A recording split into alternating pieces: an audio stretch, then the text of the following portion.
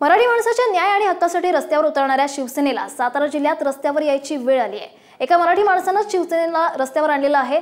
साताऱ्यात भाडं थकल्यामुळे शिवसेनेच्या जिल्हा कार्यालयाला टाळ लावण्याची लाजिरवाणी घटना घडली आहे।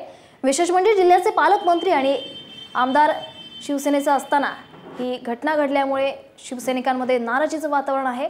आणि जिल्ह्याचे पालकमंत्री विजय शिवतारे, शिवसेना उपनेते नितीन बानुगडे पाटील यांच्या पुढाकाराने शिवसेना शाखेचं उद्घाटन मोठ्या दिमागात करण्यात आलं होतं, परंतु भाडं देण्यास विलंब होण्यास सुरुवात झाली आणि शेवटी या कार्यालयाला टाळ ठोकण्यात आलाय। शिवसेनेच्या या वतीने जे काही कामकाजाचं जे नियोजन आहे ते सांगितलं होतं आणि त्याला अनुसरून आपण 5 वर्षासाठी त्यांना ही जागा भाडे तत्वावरती दिलेली होती। परंतु सुरुवातीला त्यांच्याकडून भाडं वेळेत मिळालं आणि त्याच्यानंतर भाडं त्यांच्याकडून वेळेत मिळालं नाही। बऱ्याच वेळा चेक बाउन्स पण झाले आणि या गोष्टीला आर्थिक भुर्दंड आणि आर्थिक त्रास हा मला सहन करावा लागला।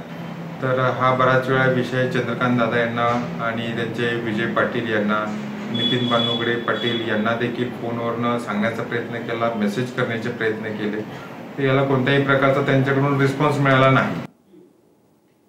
तर या परिस्थितीचा आढावा घेतला आमचे प्रतिनिधी ओंकार कदम यांनी।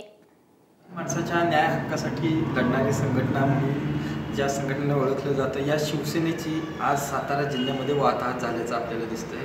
कारण ही असंच आहे की शिवसेनेचं जिल्हा संपर्क जे कार्यालय आहे हे जवळजवळ 18 महिन्यापासून थकीत रक्कम, जे भाडे स्वरूपातली रक्कम असते ती रक्कम दिली नसल्यामुळे हे कार्यालय आज, या कार्यालयाचे ओनर आहेत हे धुमाळ यांनी स्वतःच्या ताब्यात घेतलेलं आहे।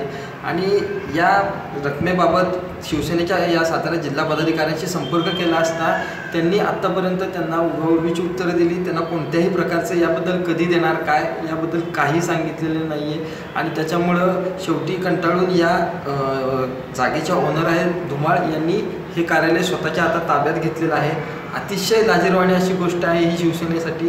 पक्षप्रमुखांनी किंवा याच्या उच्च पदाधिकाऱ्यांनी यामध्ये लक्ष घालून या गोष्टीकडं, जी घटना घडली आहे त्या घटनेकडं गांभीर्याने पाहणं नक्कीच गरजेचं आहे। कॅमेरामन संतोष कांबळेसह मी ओंकार कदम, साम TV सातारा।